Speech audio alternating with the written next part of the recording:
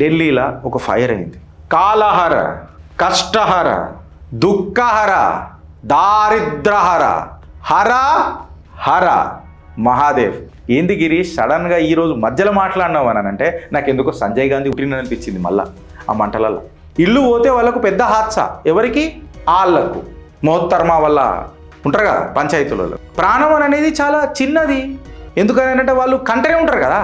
కంటనే ఉండేటోడికి ప్రాణం అనేది విలువ ఏముంటుంది చెప్పు. అసలు ఫైర్ ఎట్లొచ్చిందో తెలియదు. అయితే గిరీష్ నువ్వు మళ్ళీ అన్నోన్ ఫైర్మెన్కి జయన్ అన్నావు. ఏంది ఇది అని అంటే అన్నోన్ ఫైర్మెన్కి జయన్ నేను అనలే. ఇప్పుడు గిరీష్ ఏమని అన్నాడా? ఈడు రోహింగ్యాలు, బంగ్లాదేశ్ వాళ్ళు, ఇల్లీగల్ ఇమైగ్రెంట్స్ ఉన్నారని అన్నాడా? అనలే. సోషల్ మీడియాలో ఎవడు ఇది ప్రాపగండా చేసుకుంటున్నాడు? సకీబ్ అని చెప్పి ఒక ముస్లిం యువకుడు దీన్ని చేసుకుంటున్నాడు. నువ్వు పంచర్ నుంచి, పాన్ షాప్ నుంచి ఇద్దరు బయటకు వస్తే నీకు తెలుస్తుంది ప్రవర్తన అంటే ఏముంటుందో అన్నది. ఇల్లీగల్ ఇమైగ్రెంట్ ఏడనైనా ఇల్లీగల్ ఇమైగ్రెంట్ ఆడ హిందూ అయినా, ముస్లిం అయినా, క్రిస్టియన్ అయినా, సిక్ అయినా, ఎవడైనా రాబాయ్. KKR 3 అని చెప్పి ఒక మనిషి రాసిండు. ఏమని రాసిండంటే అల్లాకా మర్జియా సాబ్, ఏదైనా మా భగవంతుడు లీలతోనే అవుతుంది అని అంటారు. కరెక్టా రాంగా? మళ్ళీ భగవంతుడు లీలతోనే జరిగితే ఆర్టికల్ 370 కూడా అప్పుడు వెనకటికి వచ్చింది, ఇప్పుడు పోయింది. భగవంతుడు లీలనే కదా. ఇంకొకటి కూడా వస్తుంది మీకు బగ బగ బగ బగ బగ మండేది. आप फैसला सुनाइए, मैं भी देखता हूँ कौन माइकल लाके यहाँ पे ठहरेगा. आप फैसला सुनाइए, एक मच्छर नहीं मरेगा. యోగి ఆదిత్యనాథ్ గెలుపు కూడా భగవంతుడు లీలనే కదా. Gautam Model School, Sun City branch, admissions are open for 2026. No admission fee, free school uniform and also bus transportation available for nursery to 10th class. Hurry up. Address, Sun City branch opposite Kasturba Trust. Limited seats. Contact us now 8121573123 and 8977113123. ఢిల్లీలో ఒక fire అయింది. సుమారు 300 slums బూడిదలో కలిసిపోయినాయి. కాలహర, కష్టహర, దుఃఖహర, దారిద్రహర, హర హర మహాదేవ్.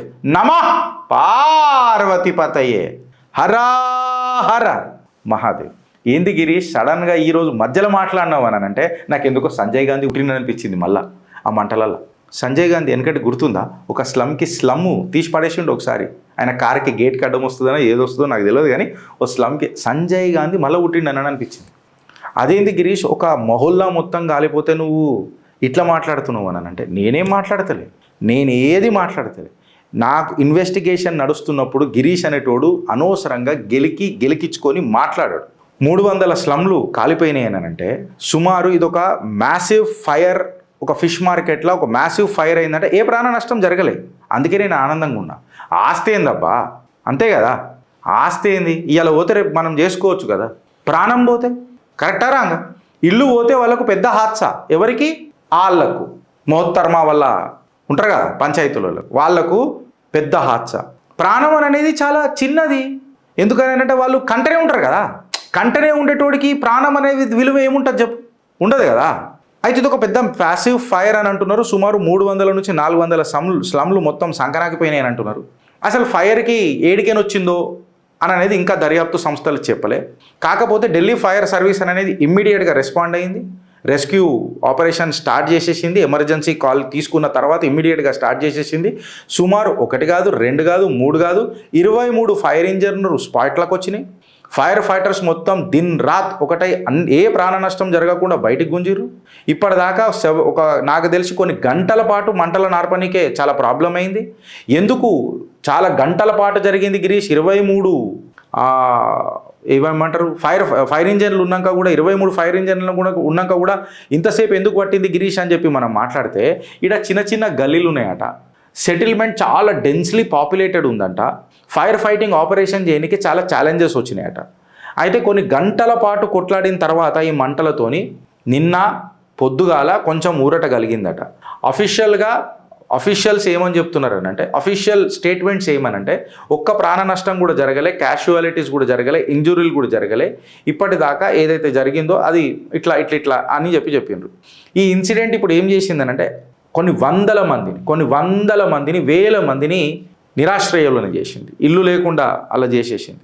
అలా బిలాంగింగ్స్కి ఇట్లా అన్నీ పోయినాయి అని చెప్తున్నారు. కాకపోతే ఫైర్ ఏడికైనా వచ్చిందో తెలియదు. ఎందుకంటే డెన్స్లీ పాపులేటెడ్ ఏరియా, తిక్కుగా ఉండే, ఇల్లీగల్ సెటిల్మెంట్స్ ఉండే, ఎక్సెట్రా ఉండే అనేది ఒకటి మాట. అయితే అన్క్లియర్ స్టేట్మెంట్స్ ఇవన్నీ. అసలు ఫైర్ ఎట్లొచ్చిందో తెలియదు. అయితే గిరీష్ నువ్వు మళ్ళీ అన్నోన్ ఫైర్మెన్కి జయన్ అన్నావు. ఏంది ఇది అని అంటే అన్నోన్ ఫైర్మెన్కి జయన్ నేను అనలే. నేను అనలే, నేను ఏది మాట్లాడతలేను ఈ మధ్య. ఎందుకు మాట్లాడతలేను అని అనంటే, సకీబ్ అర్సార్ ఇప్పుడు హిందూ మాట్లాడిండు అనుకో పంచాయతీ అవుతుంది, భాయిచారా కదా, మనం అందరం భాయిచారా కదా. అకీబ్ ఏం మాట్లాడిండు చూడు, many people are saying that if the slums had illegal immigrants, then it is a good news and even better someone deliberately caused the fire. My question is, there are millions of illegal immigrants in the West who are Indians. So these will be the people, the people will be okay and happy if a white man causes a fire in their settlements, cause they are also illegal immigrants. ఇప్పుడు గిరీష్ ఏమని అన్నాడా, ఈడ రోహింగ్యాలు బంగ్లాదేశ్ వాళ్ళు illegal ఇమైగ్రెంట్స్ ఉన్నారా అని అన్నాడా? అనలే. Social మీడియాలో ఎవడు ప్రాపగండా చేసుకుంటున్నాడు? సకీబ్ అని చెప్పి ఒక ముస్లిం యువకుడు దీన్ని చేసుకుంటున్నాడు. ఏమని అంటున్నాడు, ఈడ ఇల్లీగల్ ఇమైగ్రెంట్లు ఉండే అని చెప్తున్నారు. ఇల్లీగల్ ఇమైగ్రెంట్లు ఏడికైనా వస్తారు, భారతదేశానికి వస్తే పాకిస్తాన్కైనా రావాలా, లేకపోతే బంగ్లాదేశ్కైనా రావాలా, లేకపోతే రోహింగ్యాలు రావాలా. కరెక్టా? ఇప్పుడు ఏమైంది, ఈ ఫైర్ ఇట్లా వచ్చి ఇల్లీగల్ ఇమైగ్రెంట్ల మీటకి ఇట్లా అయితే అందరు సంతోషపడుతున్నారు. మళ్ళా అమెరికాలో ఆడ ఇల్లీగల్ అమెరికాలో పోయాడు పంచాయతీ చేయరు హిందూ అనేటోడు, పోయి ఆడు బాంబు కాదు కదా పటాకాలు కూడా వేడాడు, అగరబత్తీలు కూడా కాలవడాడు. అగరబత్తీలు కూడా కాల్చినావు అనుకో వా వా వా అని అన్ని జామ్లు ఓపెన్ అయిపోతాయి నీకు. నేను పోతే కదా, నువ్వు పంచర్ నుంచి పాన్ షాప్ నుంచి ఇద్దరు బయటకు వస్తే నీకు తెలుస్తుంది ప్రవర్తన అంటే ఏముంటుందో అన్నది. వీళ్ళకి తెలియదు కదా. ఇల్లీగల్ ఇమైగ్రెంట్ ఏడనైనా ఇల్లీగల్ ఇమైగ్రెంట్ ఆడ, హిందూ అయినా ముస్లిం అయినా క్రిస్టియన్ అయినా సిక్ అయినా ఎవడైనా రాబాయ్, నువ్వైనా నేనైనా. ఇక ఇంకొకటి రాస్తాడు, ఏమని రాస్తాడంటే తరుణ్ కా కేసుకో చుపానేకే లియే ఢిల్లీ సర్కార్ తీసుకొస్తున్న ఇదొక అడుగు అని చెప్పేస్తాడు. దేవుడు ఎరుగు, నాకు తెలియదు. అయితే ఇంట్లో ఒకటి సూపర్గా మాట్లాడిండు, మళ్ళీ వాళ్ళు ఎవరో నాకు తెలియదు, KKR3 అని చెప్పి ఒక మనిషి రాసిండు. ఏమని రాసిండంటే అల్లాకా మర్జియా సాబ్, మా భగవంతుడు అల్లాకా మర్జియా సాబ్ అని చెప్పి రాసిండు. అయితే ఇప్పుడు వీళ్ళు ఏది మాట్లాడినా వీళ్ళు ఏమని అంటారు, ఈ భాయిచారా చూపించే ఈ బ్రిగేడ్ అంతా ఏమని అంటారు, మొహత్తర్మలు మోతబరి బ్యాచ్ ఇదంతా ఈ భాయిచారా చూపించే ఈ ముస్లిం బ్యాచ్ అంతా ఏమని మాట్లాడతారు, ఏదైనా మా భగవంతుడు లీలతోనే అవుతుంది అని అంటారు. కరెక్టా రాంగా? ఏదైనా మా భగవంతుడు ఈ దునియా మొత్తం మా భగవంతుడు లీలతోనే నడుస్తుంది అని చెప్తారు. మనం కూడా గట్లనే అనుకుంటాం, కాదని అంటలే. ఇప్పుడు నేనేం అడుగుతున్నా, మళ్ళీ భగవంతుడు లీలతోనే జరిగితే ఆర్టికల్ 370 కూడా అప్పుడు వెనకటికి వచ్చింది, ఇప్పుడు పోయింది, భగవంతుడు లీలనే కదా. మళ్ళీ భగవంతుడు లీలతోనే అయ్యింది అని చెప్తే రామ ప్రాణ ప్రతిష్ఠ వెనకటికి మీ బాబర్గాడు ధ్వంసం చేసిండు, ఇయ్యాల నా నరేంద్రుడు నవభారతంలా ప్రాణ ప్రతిష్ఠ చేసిండు. మళ్ళీ లీలనే కదా. కరెక్టా రాంగా? ఎందుకు పంచాయతీ? जो भी होता है मंजूर भगवान होता है, मैं माना आपकी बात, तो ये भी मंजूर भगवान करनी ఎందుకు ఊకో మళ్ళా అసలైన సిసలైన మజా అయింది తెలుసా, మేము మోడీని వ్యతిరేకిస్తామని చెప్తారు ఈ బ్యాచ్ అంతా. కరెక్టా అంటారా అన్నారా? అయితే ఇప్పుడు నేనేం అడుగుతున్నా, మీరు మోడీని వ్యతిరేకిస్తారు కదా, ఏదైనా భగవంతుడు లీలతోనే అవుతుంది కదా, మీరైనా నేనైనా అదే నమ్ముతా కదా. భగవంతుడు లీలతోనే అయితే 2014 మే నరేంద్ర దామోదర్ దాస్ మోదీ ఈశ్వర్కి శపథ్ లేతావు అని ప్రమాణ స్వీకారం చేసిండంటే అది భగవంతుడు లీలనా కాదా? ఇంకొకటి కూడా వస్తుంది మీకు బగ మండేది. ఏమొస్తుంది అని అంటే ఆ फैसला सुनाइए मैं भी देखता हूँ कौन माइकल ला के यहाँ पे ठहरेगा, आप फैसला सुनाइए, एक मच्छर नहीं मरेगा. యోగి ఆదిత్యనాథ్ గెలుపు కూడా భగవంతుడు లీలనే కదా.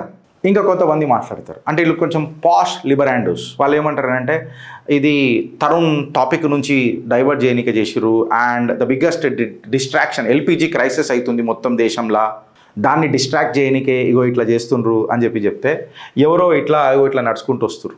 ఒక సినిమాల స్టోరీ నేను తీసి ఇట్లా పెట్టిన.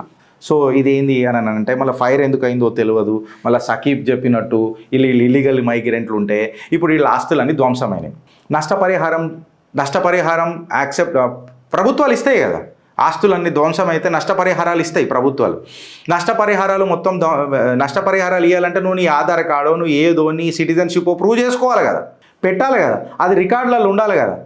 నా ఆధార్ మీద ఆధార్ भी जल गया అంటే कागज नहीं लेकिन वक्फ का कब्जा में तो हमें चाहिए, काफिर का जगह में हमें कागज चाहिए. పంచాయతీ ఈడ మొదలవుతుంది. మీకు అర్థమవుతుందా పంచాయతీ? సో ఢిల్లీ ఘటన ఇది ఎందుకు అయిందో ఎవరికి తెలియదు. ఎవరున్నారని చెప్తున్నారు, ఇల్లీగల్ ఇమైగ్రెంట్స్ ఉన్నారని చెప్పి సోషల్ మీడియాలో వీళ్ళే ముస్లిమ్సే ట్రెండ్ చేసుకుంటారు. మళ్ళీ ఏదైనా భగవంతుడు లీలనే. మళ్ళీ భగవంతుడు లీల అని అన్నప్పుడు పాపం పెరిగిపోతున్నది. చొరబాటుదారులు వచ్చి గల్లీలను చిన్నగా చేసిర్రు, ఫైర్ ఇంజన్లు పోకుండా చేసిండ్రు. ప్రకృతి బ్యాలెన్స్ చేస్తుందని చెప్పి వదిలిపెట్టేస్తే అయిపోతుందా లేదా అని అంటే భాయిచారా గుర్తొస్తుంది, భాయిచారా. ఈమెది నేను ఆల్రెడీ మీకు చూపించిన, ఈమెను అరెస్ట్ చేసిండ్రు అని.